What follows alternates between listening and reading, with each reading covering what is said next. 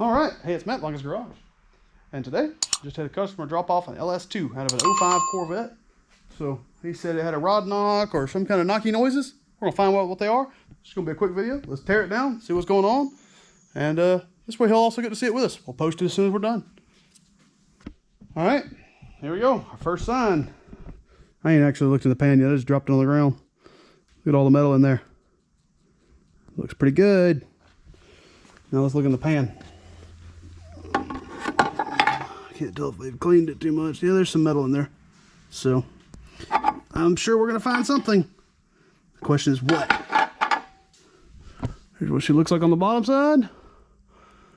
All right, let's get this windage tray off. All right, so while we're looking up at the bottom of the motor, I ain't looked in here yet. Let's start checking. So we'll grab the front rod, forward and backwards, side to side, nothing, forward and backwards, good. Side to side, nothing, forward and backwards, good.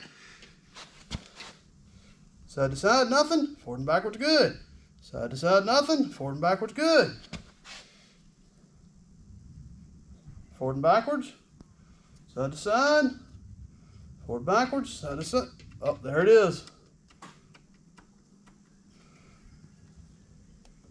Forward and backwards, good. Here she is, right there. There's our rod knock. So let's pull this one first and go from there. All right, timing cover is off. Hadn't touched the rods yet. This appears to be a Gen 3 timing gear. Every Gen 4 gear I've ever seen have notches and a dot over here somewhere, about right there, I believe. So this appears to be a Gen 3 timing gear. Not sure how it didn't have camshaft codes. We'll call the owner and find out, because that's a problem. However, it does have the dampener guide in it, and it looks like it's got an aftermarket pump in it. Looks to be a Melling. We'll take it apart and find out, though. All right, well, here we go. Rod bearing, spun. However, the pistons look pretty good, considering. Let's see if the rings float real quick. Set you all on this table right here. Sorry about all the wobbly. There you go. Top ring's good, middle ring's good, whole ring's good.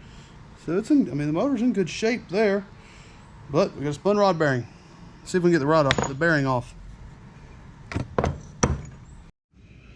All right, here's the bearing that came out of that guy. I had to take this one out to get it out. You can see it's worn and pressed flat, bigger and wider than the factory bearing is. So here's how wide it's supposed to be. You can see it's actually a good 1/8 inch over the edge. So there's that. That guy's junk. And the rod right beside him is also junk. Unfortunately, it happens though when you spin a rod bearing. So you can see all the black heat mark in this rod right here. I'm sure that one's black too. I hadn't really even looked at it. Now we're gonna rip the rest of this motor apart and go from there. All right, so Bank come in. He's disassembling the clutch side. Lots of grooving in this. We're gonna see if they'll turn this flex plate while we've got it off. It's pretty bad. You can look and see all the hot spots in it. I don't see any cracks though. There's lots of hot spots. It's really rough. I mean, it's extremely rough. So there's that. All right, well, we got our tour completely apart. I'll give you a quick once over on what all we see. So if we look in here in the main bearings, you can see a lot of metal's been in here, but they're not shot. However, pretty much every rod bearing is junk, unfortunately, but that's to be expected. So we got these labeled up for us.